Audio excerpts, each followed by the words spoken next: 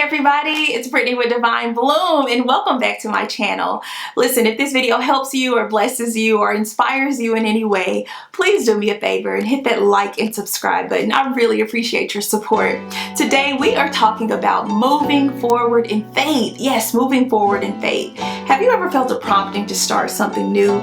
Maybe start a new business or write a book or start a ministry or start a new YouTube channel. Or maybe you felt the prompting to step out into the deep, like move into a new city. Listen, anytime we step out into the unknown, it can be terrifying. I'm experiencing this firsthand. Let me tell you about it.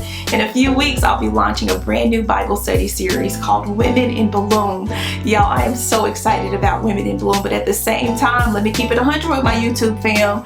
I'm terrified. It scares me. Anytime you put yourself out there, there's a vulnerability that you have to deal with. It's scary. But here's the thing about it. I constantly remind myself that God, you told me to do this, so I have to obey, and I'm going to move forward in faith. So that's what I'm here for on today. I'm here to encourage you to move forward in faith, all right? So I want to give you 3 practical keys to move forward in faith, and they're practical things that you can implement today, all right? So stay tuned if you want to learn how to move forward in faith.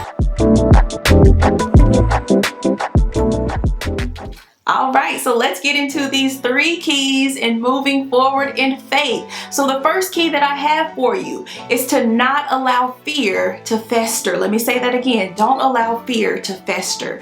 Listen, fear is a natural response, okay? Oftentimes we fight against fear, but fear, it's natural. It comes anytime you do something new or anytime you step out into something unfamiliar, but you can't allow it to fester. And this is what you do. This is how you allow it to not fester. You have to learn to obey God swiftly.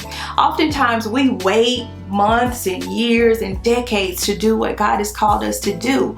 And by doing that, we allow fear to settle in. Imagine if you did what God told you to do the next day. Imagine that. So if God told you to write a book and you started to write it the very next day, how much fear do you think would set in? I mean, you probably would be scared, but it probably won't be as scary as waiting 10 years because you'll have 10 years worth of doubts, 10 years worth of insecurities that you have to fight through. So that's why it's so important when God tells you to do something, move swiftly, all right? He's with you. So don't allow that fear to fester for too long. So that's my first practical key. All right, so you ready for the second key? The second key to moving forward in faith is to learn to seek God's approval over man's approval. That's important. I got to say it again. Learn to seek God's approval over man's approval. Listen, we give people's opinion way too much weight. We care way too much about other people's opinions, and we have to stop doing this. At the end of the day, you have to ask yourself, Lord, are you pleased? If God is pleased, and that's all that matters. Stop worrying about, will people buy it? Will people watch it? Will people support it? Listen, we serve a great, big, and mighty God. He'll send you the support you need. He'll send you the resources you need. He'll send you the people to cheer you on. So don't worry about people's opinions. Worry about what God has to say about it. So seek God's opinion over man's opinion, and that's how you move forward in faith. So that's my second practical key.